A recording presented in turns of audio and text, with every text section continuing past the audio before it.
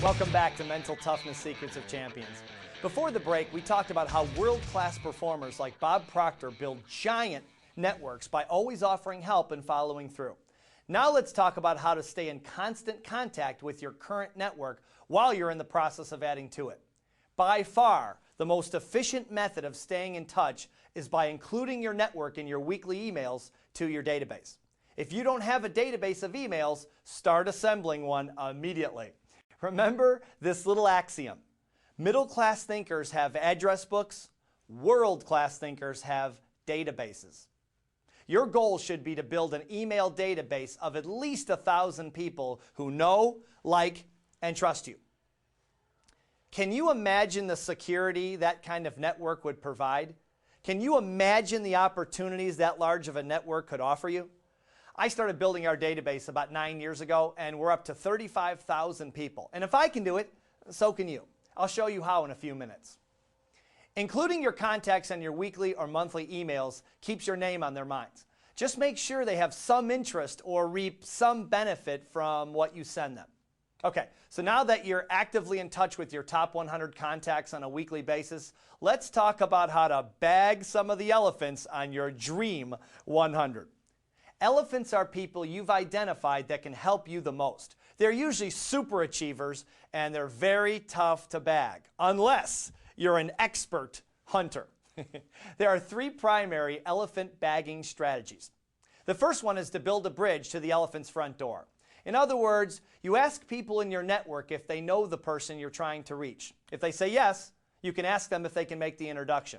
Now, before you ask for a favor of this magnitude, be sure you have a close enough relationship with the person you're asking, or you've done enough favors for this person to warrant such a huge request.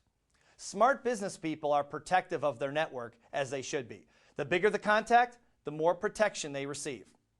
If the person in your network doesn't know the elephant, ask them if they know anyone who does. And just keep asking people in your network until you build a bridge between you and the elephant. Now, the upside of this strategy is it always works if you persist. The downside is it's time-consuming and it's tedious.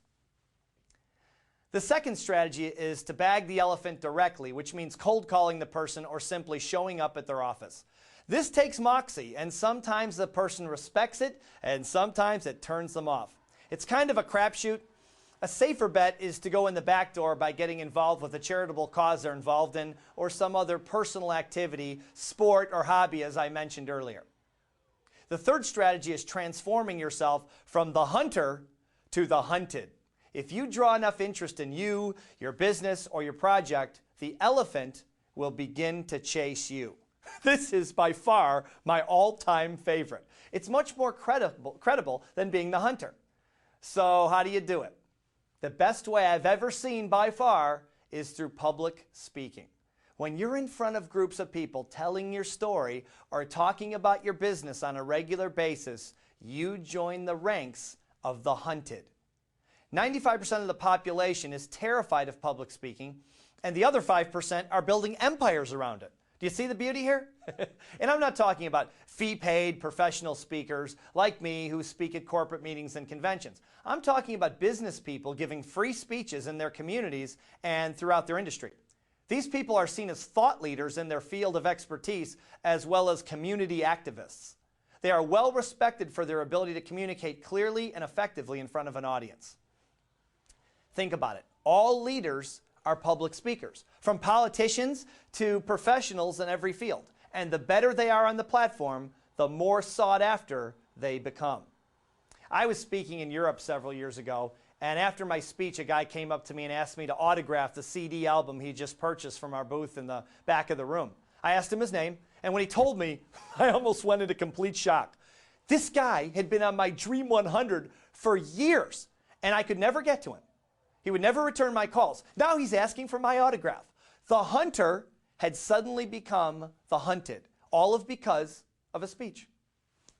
I had dinner with him the next time he was in the United States, and today he's a good friend. So what made it work? Was I any different than when I was hunting him? Not personally. My ideas were the same. The only difference was now I was a public speaker and seen as a thought leader. In his eyes, I was now credible enough to be on his list. There's nothing more powerful than public speaking when you're building a world-class network. It's the #1 business skill of the world class. The second strategy is writing. Establish yourself as an expert in your field by writing articles in your trade association publications and get them published. If you're not a good writer, take a course and learn, or hire someone who can write for you. You still dictate the ideas, and the writer puts them into readable language.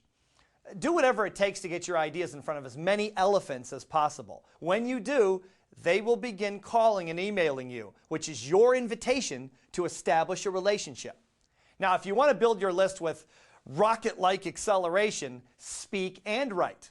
Imagine what's possible if you employed both of these world-class strategies. The sky's the limit. That's how people build databases of tens of thousands of people. I mean, you didn't really think they were adding them one by one, did you? Of course not. Most of the people on their list are hunting them. It's a beautiful thing, isn't it? Stay with me, because when we come back, I'm going to share with you how a Hollywood legend saved her career by making a 2-minute phone call to a powerful person in her network. You will never forget this story, I promise. We'll be right back.